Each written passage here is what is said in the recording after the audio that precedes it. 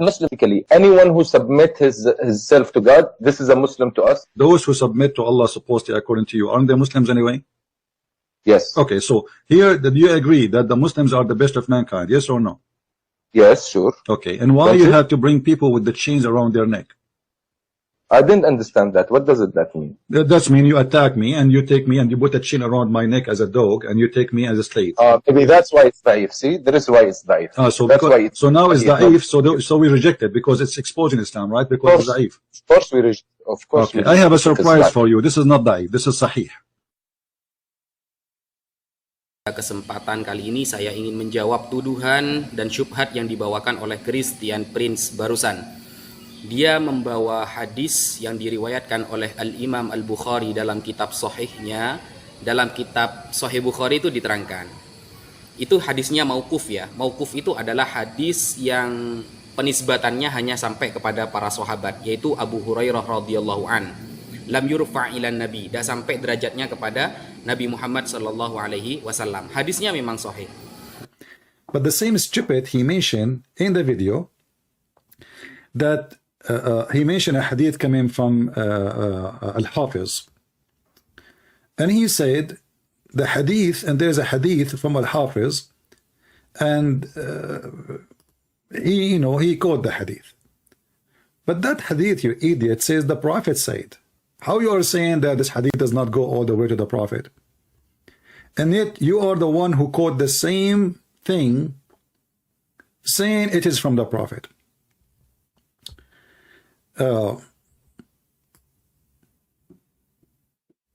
This is Al-Hafidh, volume number 6, page 145, and he is explaining, as long you are the one who mentioned it, just to show everybody how stupid you are.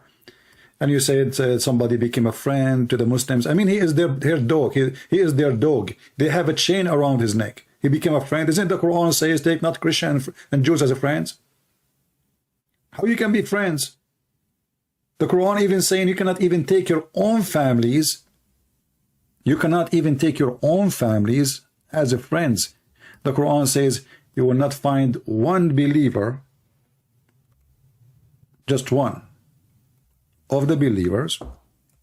He will be loving and good to non-believers, even if they are his own family, his father, his brothers, his sisters. Chapter 58, verse number 22.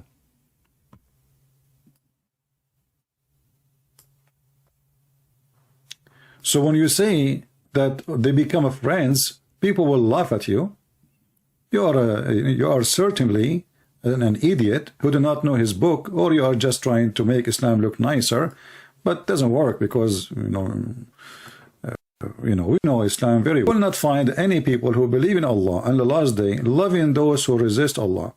So what is the relationship between you and those who you brought them with the chain around their neck exactly? The relationship explained by the same quotation he quoted for us from Ibn al-Jawzi. This is Ibn al-Jawzi and this is Al-Hafiz, both in the same page. I will use Google translation. You will see here it says Ibn al-Hafiz, he said, the meaning that they are chained with the chains around their necks, and remember here the chain is around their necks, it's not the chains in their hands. This is how you treat dogs, not hands. Like you arrest somebody, you put something in his hands. No, this is in their neck. And this is their situation now in their life. Okay? And there is no opposition to take it in the real meaning, which means it is really, certainly, chains, real chains. It's not like metaphorical.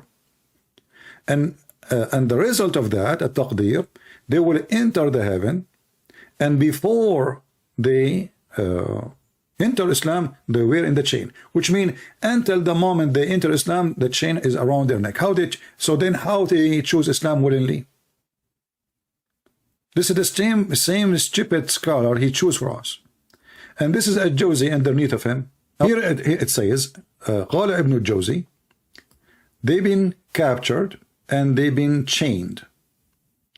And when they notice how good Islam is, they enter willingly. So they enter heaven. Until now, that sounds nice. But look what he said after. And the force was when they been captured. And the chain was for the same first reason. And the reason or the meaning, they've been forced to ikrah. And that come in order, which mean, you know, we chain them, we capture them, we chain them, you know, and they hate it, and we force them. But the reason for them to enter heaven, because now they become Muslims. And then he continues saying, and if the Muslims, they die and they are captured in the land of the kuffar, they will die in the same state as Muslims. So how they are entering Islam? They are entering Islam because they have a chain around their neck. As simple as that. Let me use now Google translation. Translate to English. Okay. And this is Al-Hafiz, the one who he quote him, this idiot. And later we will show you that the same, he quote Al-Hafiz, and in the same quotation, in his video actually, it says that the Prophet said, yet he said that this hadith is mawquf, did not go all the way to the Prophet. What an idiot. That's what happened when you speak to kids. And Abdul, you said you want to challenge me. Who is you holding? You give me your Skype, I will call. I will call you, I will talk to your dad, your uncle, your sheikh, all of you. Be a man. Not you, I mean, you are just a kid. And then he continues saying, and the authority of Abu Hurairah, blah, blah, blah, blah, saying, you are the best nation, he said, the best people who bring them with the chain around their neck. Until they enter into Islam. So what is the condition? The chain will be around your neck until you enter Islam. So you bring anybody, I put a chain around his neck. After half hour, he will say to me, I will go and I will be Muslim. Not after 10 years.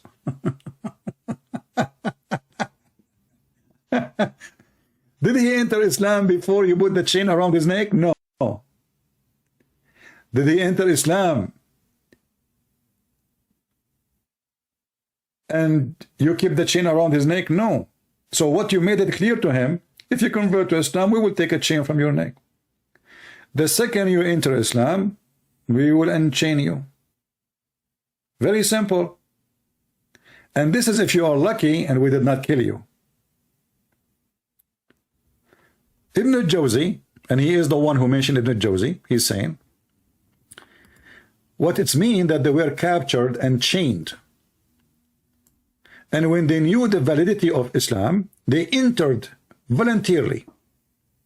And here he continue. So they enter paradise.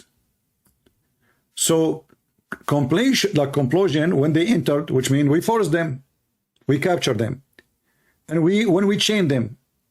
This is the first reason.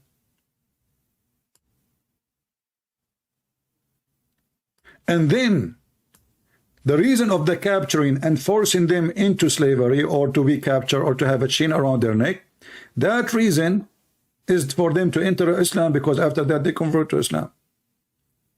You can read, I don't know what it says. You can read by your own.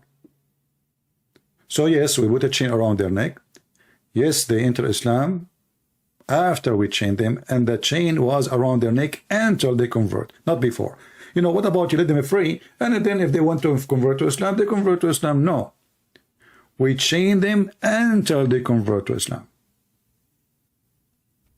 And this is Al-Hafiz ibn Hajar, the one who he quote him, is explaining it. And this is your own language. So when a Muslim, he says a person, he like it, what we expect from a Muslim to say, oh, they don't like it. But all of us, we knew that when Muhammad, he died, all those people, they left Islam. Right away when Muhammad died, the Muslim, they have a war, it's called the war of apostate. If those people are entering Islam willingly, why they will leave Islam the same day Muhammad, he died? What happened exactly? Because they enter unwillingly. Call me right now. Call me right now. Call me right now. Call me. Call me now, go to heaven right now.